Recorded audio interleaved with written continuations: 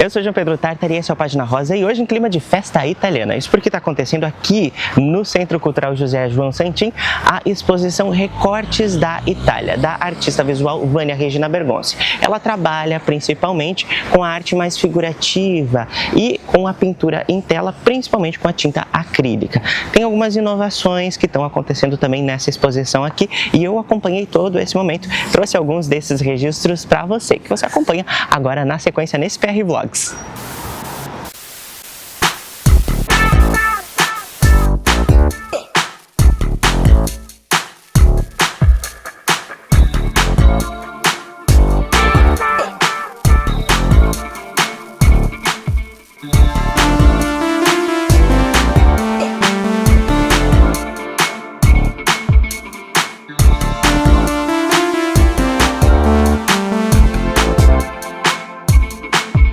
Recortes da Itália é uma exposição de pinturas em tinta acrílica e em aquarela. A mostra reúne 18 quadros de fases variadas da Vânia Regina Bergonzi em diferentes suportes e com diversos temas. São quadros como esse aqui de aquarela mais recentes, inclusive feitos agora em 2026, que ajudam a criar efetivamente o conceito de toda essa exposição de recortes da Itália. As uvas, né, essa espécie de natureza morta, e o vinho, que é tradicional em diversas cidades de colonização italiana aqui no Rio Grande do Sul. A gente tem todas essas presenças e recortes efetivamente aparecendo aqui nas paredes do Centro Cultural José João Santin. Eu acompanhei o vernissage da mostra. Esse é o termo utilizado para descrever esse momento inicial de socialização dessas exposições. A palavra vem do francês e se traduz para verniz. Essa é uma espécie de substância líquida utilizada para dar acabamento às pinturas, geralmente protegendo as artes da poeira e da umidade. O nome vem justamente de que por muito tempo os artistas usavam o momento de aplicação do verniz para receber convidados e comentar as obras. A proposta é exatamente essa, de criar um evento de apresentação de uma coleção de arte para interessados com esse ar de exclusividade mesmo. São momentos mais íntimos, com os artistas e curadores envolvidos na montagem, jornalistas e críticos convidados, além de amigos e familiares. A ideia segue muito similar: promover contato entre artistas diversos, networking mesmo.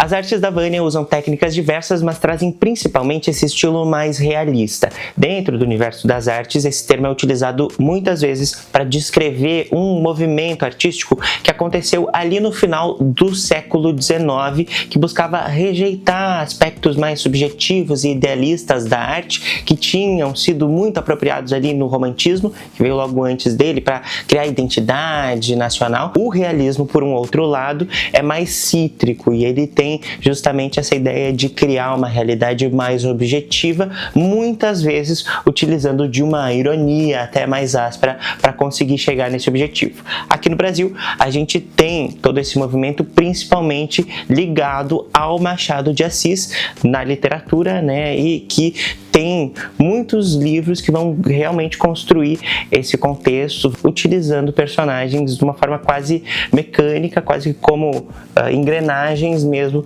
para poder construir a narrativa. Nas artes visuais, por um outro lado, a gente, além de todo esse movimento que aconteceu ali no final do século XIX, também tem esse termo de realista muito ligado a uma série de técnicas que são utilizadas para dar um contexto mais fidedigno a uma imagem, né? A retratação que o artista faz de uma peça, de algo no real, que é justamente a ideia dessa exposição. Mas eu não posso perder a chance de falar do Machado de Assis, porque afinal de contas, ele é o meu autor favorito e eu amo ele. Infelizmente eu já levei todos os livros embora aqui para o outro apartamento. Então não tem mais nada.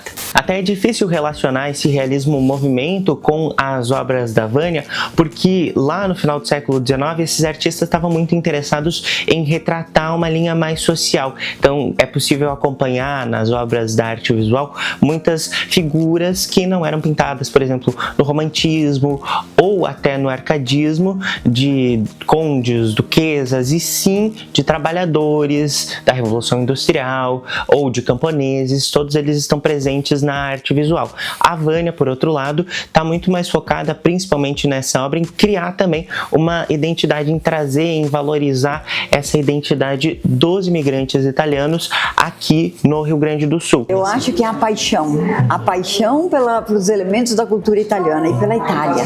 Depois que a gente vai para lá, ela não sai da cabeça, não adianta. E é as nossas raízes, né? Então eu acho muito importante isso. Eu acho que a princípio é as raízes. E tem outros elementos que ajudam a dar esse tom de cultura italiana para toda essa exposição. Por exemplo, a própria entrada das casas. Parte da coleção Portas e Portões, também feita pela Vânia em acrílico, ali por volta de 2015. Essas pinturas buscam muito mais essas entradas, mas também remetendo a todo esse pensamento da cultura e da realidade na Itália. A ideia de fazer quadros no estilo italiano, ela não é uma ideia nova.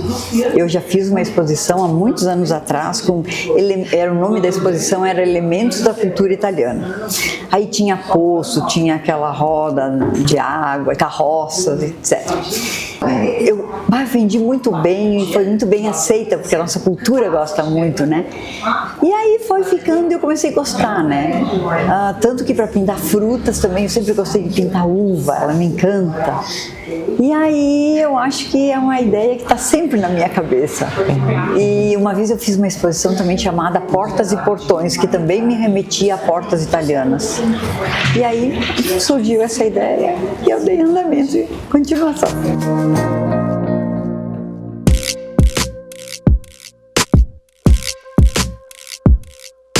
Vânia Regina Bergonzi é artista visual com trabalhos em diferentes suportes. Por mais de uma vez, ela trabalhou com moda, em especial pintura sobre peças de tecido. Ela já foi responsável por organizar desfiles do curso de design de moda da Universidade de Passo Fundo, do qual foi inclusive coordenadora, além de ter desenvolvido um desfile autoral em Capão da Canoa no início de 2025. A Vânia foi por muito tempo professora universitária e do Estado, é formada em Educação Artística e em Desenho e Licenciatura Plena pela Universidade de Passo Fundo, além de pós-graduação em Desenho, Teorias e Métodos e Processos de Produção do Vestuário. Ela é também mestre em Educação pela Universidade de Passo Fundo e claro que ela deu detalhes sobre toda essa exposição para o Página Rosa em uma entrevista justamente nesse momento de vernissage. Tem vários elementos assim, né, que eles são centrais. Alguns deles, por exemplo, os vasos aqui atrás que a gente tem expostos, as próprias ruas de Roma, né, que tu trouxe. Como é que funcionou todo esse processo de definir quais que seriam os elementos centrais? Isso, na verdade, uma viagem que eu fiz, eu comprei um livro italiano que era Roma no século XIX. E eu tenho esse livro como uma joia rara. Então, na verdade, são fotos de Roma antiga e delas surgiram os quadros que ainda quero fazer uma exposição chamada Vilarejos de Roma, de tão linda que é. Então essa ainda eu vou continuar fazendo, mas alguns agora tem 3 aqui, aqueles 2, este aqui, que são elementos baseados nessas fotos de Roma antiga. Algumas dessas obras foram pintadas especificamente para essa exposição, mas muitas delas já vêm de processos anteriores. Esta aqui, por exemplo, é minha, ó. É acervo da minha própria casa. Esta obra, ela é da primeira exposição que eu fiz há muitos anos atrás. E também era esse vilarejos de Roma, casarios, assim, e eu tinha essa aí. Aí eu consegui o livro e agora estou fazendo. Uma nova inspiração, né? Uma nova inspiração, exato. Quais delas que são mais novas, assim, as aquarelas? As aquarelas são novas, aquele lá, e aquele lá das hortênsias também, são os mais novos, são esses. Mais recentemente pintados. O mais colorido, pode ver esse, aquele. E no acrílico? E acrílico, eu não gosto de usar tinta a óleo, parei de usar total. A tinta a óleo, ela é difícil de você manusear, limpar bem os pincéis, requer o dobro do tempo. Em vez da tinta acrílica é solúvel em água, né? Você limpa com mais facilidade. não é tóxica. E aí eu adorei, seca mais rápido, daí tu vai trabalhando em camadas, tu não gostou, tu faz uma nova camada, enquanto que o óleo tu tem que esperar secar para fazer uma nova camada nele, né? Esse trabalho com aquarela, né? Não sei, porque eu conheço principalmente o teu trabalho com a tinta acrílica. Eu não sei quanto que foi essa proximidade. Não, a aquarela também eu trabalho há anos, só que a gente vai se desenvolve mais, vou trabalhar mais acrílica, vou trabalhar, daí agora eu resolvi trabalhar aquarela, até porque teve uma pessoa que chegou para mim, eu adoro aquarela, e eu digo, eu pinto, mas faz tempo que eu não estou pintando. Aí me digo, vou fazer umas aquarelas. E aí eu resolvi fazer as aquarelas, no sentido de fazer algo diferente, né? Porque eu trabalho porcelana, acrílico, óleo, aquarela, tudo, né? Para encerrando então, como é que vai funcionar essa exposição aqui? Por quanto tempo ela fica? Tens a possibilidade, inclusive, de vender alguns quadros. Sim, eu coloquei alguns à venda, sim. E a exposição fica até o dia 12 de julho. Eu há tempo tinha pedido um espaço junto com com a festa italiana, que eu achei que fecha um pouquinho com o tema também. E o horário é o horário que elas estão trabalhando aqui, né? Que a prefeitura disponibiliza, então, de manhã até as 11h30 e à tarde da 1h30, assim. Mas visita guiada só vai ter hoje, na verdade. É verdade. Não, às vezes eu vou vir aqui até, né? E até combinei com eles um domingo de vir, e daí eu vou ficar aqui junto com eles. Muito obrigado. Obrigada.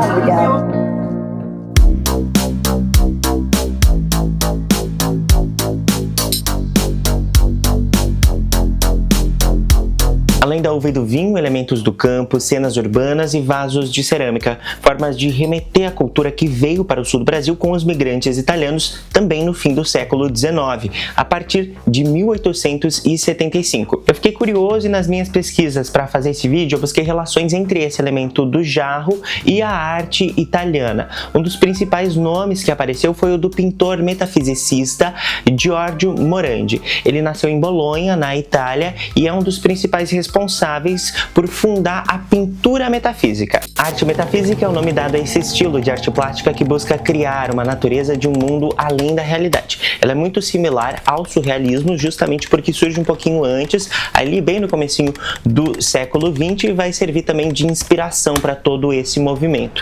Também trabalha com essa ideia do onírico, esse espaço do sonho, mas ele não vem sozinho, vem carregado do impossível e do irreal, assim como no surrealismo, mas muito também do mistério, desse espaço da nostalgia. São artes figurativas, mas que focam em estruturas imóveis e não em personagens que mesclam ideias diversas como no surrealismo. Os primeiros pintores, que inclusive fundaram essa linha artística em um hospital neurológico, construíram algo que talvez hoje a gente aproximasse muito da arte liminar ou de espaços liminares, cidades vazias, figuras distantes, sombras longas. O Giorgio Morandi é um dos fundadores da pintura metafísica, mas ele não é um dos primeiros artistas a criar, idealizar todo esse movimento. Ele chega um pouco atrasado, alguns anos depois, e vai justamente se apropriar de todas essas estéticas para construir uma série de pinturas focadas na natureza morta.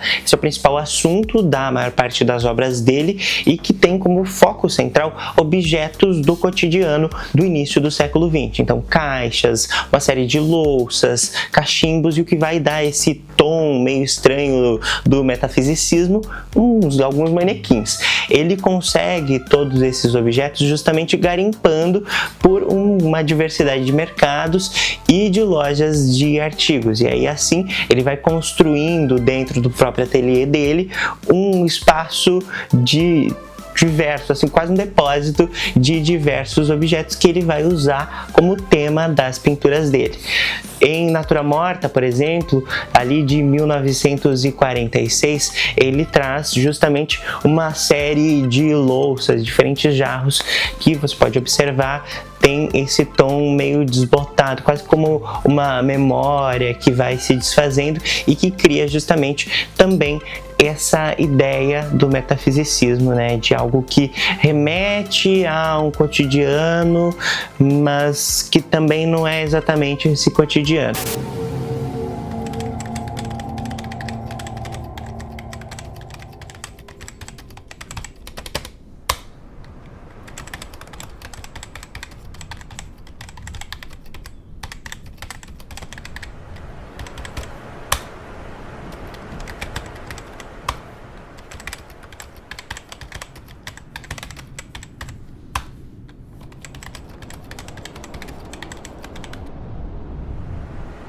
E aí, para construir o roteiro desse vídeo, eu até fui um pouco mais a fundo na história da arte de algumas regiões que formam a Itália, e pegando ali na região da Puglia, a gente tem toda uma escola de pintura de vasos.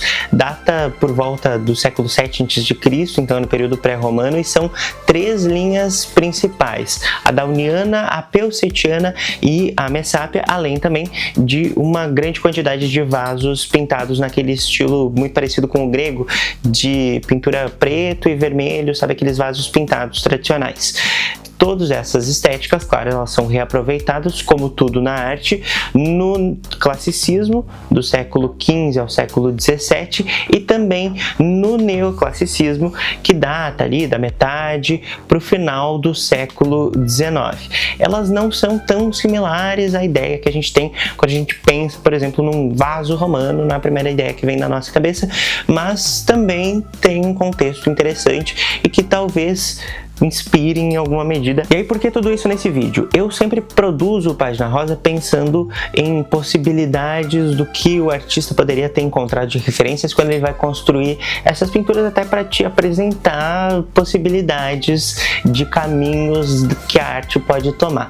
Claro, tanto esses vasos clássicos quanto essa pintura metafísica, elas não estão diretamente relacionadas ao estilo que a Vânia aplica, mas eu acho que tem uma análise muito interessante de a gente fazer aqui, principalmente com relação à natureza morta. Ela surge ali no Renascimento como uma forma de compor cenários, seja como plano de primeiro plano ou não, e depois vai ser apropriada ao longo do Barroco, às vezes inclusive como assunto central dos quadros.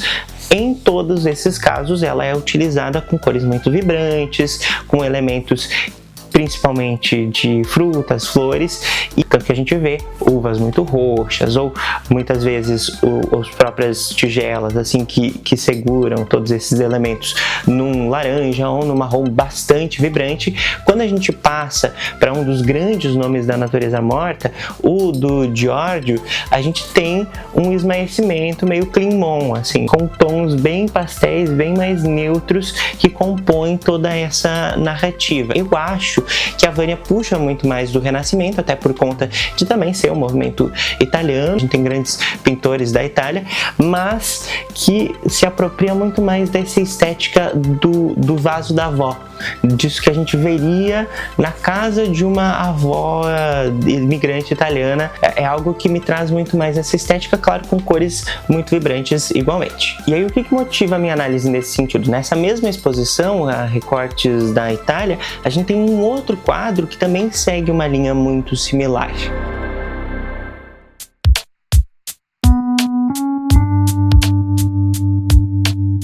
Para além dessas estéticas mais tradicionais, a gente também tem alguns quadros que apelam um pouco mais para uma modernidade. É o caso deste aqui, por exemplo, que foi realizado inclusive neste ano de 2026. E ele pensa também a própria estética italiana e o pensamento da cultura italiana de uma forma mais moderna. Nós temos aqui, por exemplo, o chimarrão e o bule, que estão tradicionalmente ligados à tradição gaúcha no Rio Grande do Sul, quando misturada à própria cultura italiana.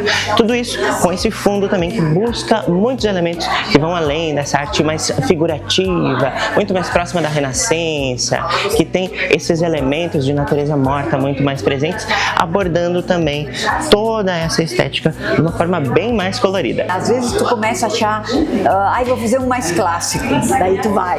Aí de repente, que nem aquele, eu comecei com os elementos, com a chaleira, com a panela, e aí eu disse, não, eu acho que o fundo não vai ficar legal, umas folhas, uma coisa, eu vou fazer algo mais moderno.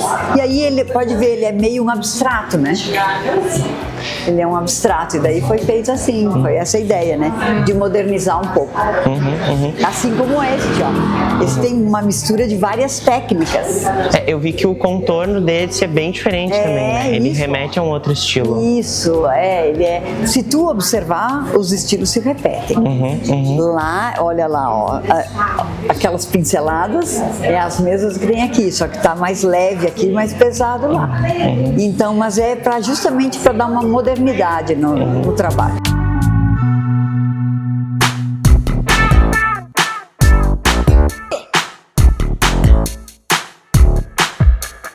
Enfim, um vídeo muito mais próximo dos que eu gosto de trazer aqui para o canal do Página Rosa, de pesquisa e curiosidades a respeito da arte, da história da arte, e que dão muito mais trabalho também. Eu espero que você tenha gostado e muito obrigado por me acompanhar até aqui. Comenta o que você achou da exposição e não se esquece de fazer aquelas coisas tradicionais de YouTube, de curtir o vídeo, de se inscrever no canal, ativar o sininho para não perder os próximos programas do Página Rosa, enfim, todas aquelas coisas tradicionais, blá blá blá, de youtuber. E espero que você tenha gostado mais uma vez. A gente se vê em um próximo vídeo. Tchau, tchau! Tô torto assim, ó. Terminei o vídeo assim, ó.